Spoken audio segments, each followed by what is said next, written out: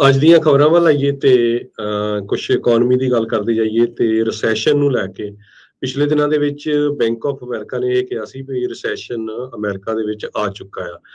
ਅੱਜ ਦੂਸਰੀ ਵੱਡੀ ਬੈਂਕ ਅਮਰੀਕਾ ਦੀ ਗੋਲਡਮਨ ਸੈਕ ਉਹਨਾਂ ਦੇ ਸੀਈਓ ਨੇ ਸੀਨੀਅਰ ਚੇਅਰਮੈਨ ਲਾਇਡ ਬਲੈਂਕਫਲੇਨ ਉਹਨਾਂ ਨੇ ਇਹ ਕਿਹਾ ਆ ਵੀ ਸਾਡਾ ਰਿਸੈਸ਼ਨ ਯੂਐਸਏ ਦੇ ਵਿੱਚ ਆਉਣਾ ਵੈਰੀ ਵੈਰੀ ਹਾਈ ਆ, ਬਹੁਤ ਜ਼ਿਆਦਾ ਆ। ਕਹਿੰਦੇ ਜੇ ਤੁਸੀਂ ਕੰਪਨੀ ਨੂੰ ਰਨ ਕਰ ਰਹੇ ਹੋ ਤੇ ਤੁਹਾਨੂੰ ਉਹਦੇ ਲਈ ਪ੍ਰਿਪੇਅਰ ਰਹਿਣਾ ਚਾਹੀਦਾ। ਬਲੈਂਕਫੇਨ ਨੇ ਸੀਬੀਐਸ ਨੂੰ ਅੱਜ ਦੱਸਿਆ ਫੇਸ ਦਾ ਨੇਸ਼ਨ ਦੇ ਉੱਤੇ। ਤੇ ਜੇ ਕਹਿੰਦੇ ਕੰਜ਼ਿਊਮਰ ਆ ਆਪਣੀਆਂ ਗਾ ਤੇ ਸਾਨੂੰ ਉਹਦੇ ਲਈ ਤਿਆਰ ਰਹਿਣਾ ਚਾਹੀਦਾ। ਰਿਸੈਸ਼ਨ ਕਹਿੰਦੇ ਵੀ ਵੇਕ ਨਹੀਂ ਹੁੰਦਾ ਕੇਕ ਦੇ ਵਿੱਚ, ਇਹ ਏਦਾਂ ਹੀ ਆਉਂਦਾ ਆ। ਤੇ ਬਹੁਤ ਸਾਰੇ ਜਿਹੜੇ ਪ੍ਰਿਪੇਅਰਡ ਹੁੰਦੇ ਆ ਉਹ ਉਸ ਸਮੇਂ ਦੇ ਵਿੱਚ ਬਚ ਜਾਂਦੇ ਆ, ਜਿਹੜੇ ਨਹੀਂ ਹੁੰਦੇ ਉਹ ਫਿਰ ਰਗੜੇ ਜਾਂਦੇ ਆ। ਗੈਸ ਪ੍ਰਾਈਸਿਸ ਨੂੰ ਲੈ ਕੇ, ਇਨਫਲੇਸ਼ਨ ਨੂੰ ਲੈ ਕੇ, ਹੁਣ ਨਵੀਂ ਪ੍ਰੋਬਲਮ ਯੂਐਸਏ ਦੇ ਵਿੱਚ ਬੇਬੀ ਫਾਰਮੂਲਾ ਨੂੰ ਲੈ ਕੇ ਆਈ ਹੋਈ ਹੈਗੀ ਆ। ਯੂਐਸਏ ਦੇ ਵਿੱਚ ਕੰਜ਼ਿਊਮਰ ਪ੍ਰਾਈਸਿਸ 8.3% ਆਲਰੇਡੀ ਉੱਪਰ ਚੜ ਗਈਆਂ ਹੈਗੀਆਂ। ਸੋ ਇਹਦੇ ਸੰਬੰਧ ਦੇ ਵਿੱਚ ਐਲੋਨ ਮਸਕ ਟੈਸਲਾ ਦੇ ਸੀਈਓ ਜਿਨ੍ਹਾਂ ਨੇ ਟਵਿੱਟਰ ਖਰੀਦਣਾ ਸੀ ਤੇ ਟਵਿੱਟਰ ਦੇ ਉੱਤੇ ਵੀ ਹੋਲਡ ਪਾਇਆ, ਉਹਨਾਂ ਨੇ ਵੀ ਆਪਣਾ ਅੱਜ ਵਿਊ ਪੁਆਇੰਟ ਦਿੱਤਾ। ਕਹਿੰਦੇ ਭਈ ਅਸੀਂ ਆਲਰੇਡੀ ਕਹਿੰਦੇ ਰਿਸੈਸ਼ਨ ਦੇ ਵਿੱਚ ਹੈਗੇ ਆ ਤੇ 18 ਮਹੀਨੇ ਇਸ ਨੂੰ ਖਤਮ ਹੋਣ ਦੇ ਵਿੱਚ ਲੱਗਣਗੇ। ਇਹ ਆਪਾਂ ਨੂੰ ਪਤਾ ਹੀ ਆ ਵੀ ਜਿਹੜੇ ਐਲੋਨ ਮਸਕ ਆ ਇਹ ਕ੍ਰਿਟਿਕ ਬਹੁਤ ਆ ਬਾਈਡਨ ਐਡਮਿਨਿਸਟ੍ਰੇਸ਼ਨ ਦੇ, ਖਾਸ ਕਰਕੇ ਉਦੋਂ ਤੋਂ ਜਦੋਂ ਇਲੈਕਟ੍ਰਿਕ ਕੰਪਨੀਆਂ ਦੇ ਸੀਈਓ ਨੂੰ ਬੁਲਾਇਆ ਗਿਆ ਸੀ ਤੇ ਟੈਸਲਾ ਵਾਲੇ ਸੀਈਓ ਐਲੋਨ ਮਸਕ ਨੂੰ ਉਹਨਾਂ ਨੇ ਨਹੀਂ ਬੁਲਾਇਆ ਸੀ।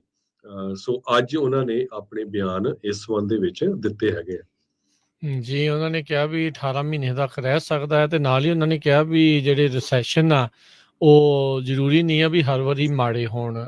ਸੋ ਇਹ ਹੁਣ ਪਤਾ ਨਹੀਂ ਕਿਸ ਲਿਹਾਜ਼ ਦੇ ਨਾਲ ਇਹਨਾਂ ਦੇ ਕਹਿਣ ਦੀ ਜਿਹੜੀ ਉਹ ਕੋਸ਼ਿਸ਼ ਸੀ। ਇਸ ਬਿਲੀਅਨਰ ਜਿਹੜੇ ਆ ਉਹਨਾਂ ਨੇ ਕਿਹਾ ਆ ਵੀ ਬਾਈਡਨ ਐਡਮਿਨਿਸਟ੍ਰੇਸ਼ਨ ਦੇ ਦੁਆਰਾ ਕਹਿੰਦੇ ਆ ਵੀ ਉਹ ਜ਼ਿਲੀਅਨ ਹੋਰ ਡਾਲਰਸ ਆਲਰੇਡੀ ਉਹਨਾਂ ਨੇ ਪ੍ਰਿੰਟ ਜਿਹੜੇ ਉਹ ਕਰ ਦਿੱਤੇ ਆ ਜਿੰਨੇ ਉਸ ਤੋਂ ਪਹਿਲਾਂ ਸੀਗੇ। ਸੋ ਇਹ ਮਿਆਮੀ ਦੀ ਇੱਕ ਟੈਕ ਕਾਨਫਰੰਸ ਦੇ ਵਿੱਚ ਬੋਲ ਰਹੇ ਸੀਗੇ। ਕਹਿੰਦੇ ਵੀ ਰਿਸੈਸ਼ਨ ਮਾੜੀ ਚੀਜ਼ ਨਹੀਂ ਆ। ਮੈਂ ਕਈ ਜਿਹੜੇ ਇਸ ਦੇ ਵਿੱਚ ਦੇਖੇ ਆ, ਕਹਿੰਦੇ ਵੀ ਜਿਹੜਾ ਇੱਕ ਟਾਈਮ ਦੇ ਉੱਤੇ ਲੱਗਦਾ ਹੈ ਵੀ ਬੂਮ ਚੱਲ ਰਿਹਾ ਆ ਤੇ ਉਹ ਜ਼ਿਆਦਾ ਲੰਮਾ ਸਮਾਂ ਚੱਲ ਜਾਂਦਾ ਆ, ਉਹ basically miss allocation of capital ਜਿਹੜੀ ਉਹ ਹੁੰਦੀ ਆ। ਤੇ ਕਹਿੰਦੇ ਵੀ ਇੱਕ ਹਿਸਾਬ ਦੇ ਨਾਲ ਫੂਲਸ ਦੇ ਉੱਤੇ, ਮੂਰਖਾਂ ਦੇ ਉੱਤੇ ਮਨੀ ਜਿਹੜੀ ਉਹ ਰੇਨ ਹੋਣੀ ਸ਼ੁਰੂ ਹੋ ਜਾਂਦੀ ਆ।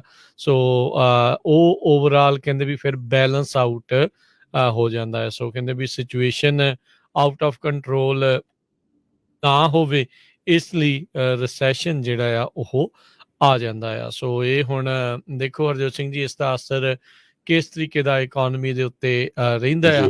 ਤੇ ਓਵਰਆਲ ਰਿਸੈਸ਼ਨ ਦਾ ਨਾਮ ਤੋਂ ਹੀ ਜਿਹੜੇ ਸਾਰੇ ਜਾਣੇ ਘਬਰਾ ਜਾਂਦੇ ਆ। ਤੇ ਆਪਾਂ ਦੇਖ ਹੀ ਰਹੇ ਹਾਂ ਵੀ ਪਿਛਲੇ ਕਈ ਦਿਨਾਂ ਤੋਂ, ਪਿਛਲੇ ਕਈ ਵੀਕਸ ਤੋਂ ਰਿਸੈਸ਼ਨ ਦਾ ਬੋਲਬਾਲਾ ਖਬਰਾਂ ਦੇ ਵਿੱਚ ਕਾਫੀ ਚੜ ਕੇ ਆ ਰਿਹਾ ਆ। ਜੀ ਸੋ ਬਿਲਕੁਲ, ਜਿਹੜੇ ਲੋਕ ਹਜੇ ਵੀ ਸੋਚਦੇ ਆ ਵੀ ਸ਼ਾਇਦ ਇਹ ਉੱਤੇ ਗੱਪਾਂ ਮਾਰ ਰਹੇ ਆ, ਐਵੇਂ ਖਬਰਾਂ ਨਹੀਂ ਸਾਂਝੀਆਂ ਕਰਦੇ। ਦੁਨੀਆ ਦੇ ਸਭ ਤੋਂ ਅਮੀਰ ਫੈਮਿਲੀ ਵਾਲਮਾਰਟ ਦੇ ਜਿਹੜੀ ਹੈਗੀ ਆ ਫੈਮਿਲੀ, ਉਹਨਾਂ ਨੇ ਪਿਛਲੇ 2 ਹਫ਼ਤਿਆਂ 'ਚ $19 ਬਿਲੀਅਨ ਲੂਜ਼ ਕੀਤਾ ਆ ਸਟਾਕ ਮਾਰਕੀਟ। ਸੋ ਏਡੀਆਂ ਵੱਡੀਆਂ ਕੰਪਨੀਆਂ ਨੂੰ ਇਹਦੇ ਤੇ ਕੋਈ ਅਸਰ ਨਹੀਂ ਹੁੰਦਾ, ਪਰ ਜਦੋਂ ਮਾਤੜ ਬੰਦਾ, ਛੋਟਾ ਬੰਦਾ ਜਿਸ ਦੇ 25-30 ਹਜ਼ਾਰ 50,000 ਦੇ ਸਟਾਕ ਲਏ ਹੁੰਦੇ ਆ ਜਾਂ ਕੋਈ ਛੋਟੀ ਪ੍ਰਾਪਰਟੀ ਲਈ ਜਾਂ ਕੁਛ ਵੀ, ਉਹਨਾਂ ਦੇ ਉੱਤੇ ਇਹਦਾ ਅਸਰ ਬਹੁਤ ਹੁੰਦਾ ਆ। ਨੈਟਫਲਿਕਸ ਨੇ 70% ਆਪਣਾ ਸਟਾਕ ਲੂਜ਼ ਕਰ ਲਿਆ ਸੀ ਤੇ ਅੱਜ ਨੈਟਫਲਿਕਸ ਨੇ ਅਨਾਉਂਸ ਕਰਤਾ ਉਹ 150 EMPLOYE ਕੱਟ ਕਰਨ ਜਾ ਰਹੇ ਹੈਗੇ ਆ। ਸੋ ਮੋਸਟਲੀ ਜਿਹੜੇ EMPLOYEES ਨੂੰ ਲੇ ਆਫ ਕਰਨ ਜਾ ਰਹੇ ਆ ਉਹ USA ਦੇ ਵਿੱਚ ਹੀ ਹੈਗੇ ਆ। ਇਹ 26 ਕੰਟਰੈਕਟਰਸ ਜਿਹੜੇ ਵੱਖ-ਵੱਖ ਕੰਟਰੈਕਟਰਸ ਉਹਨਾਂ ਨਾਲ ਕੰਮ ਕਰਦੇ ਸੀ, ਉਹਨਾਂ ਦੀ ਵੀ ਜਿਹੜੀ ਛੁੱਟੀ ਕਰ ਦਿੱਤੀ ਗਈ ਆ। ਨੈਟਫਲਿਕਸ ਨੇ ਆਲਮੋਸਟ 2 ਲੱਖ ਸਬਸਕ੍ਰਾਈਬਰਸ ਆਪਣੇ ਲੂਜ਼ ਕੀਤੇ ਹੈਗੇ। ਜੀ ਬਿਲਕੁਲ।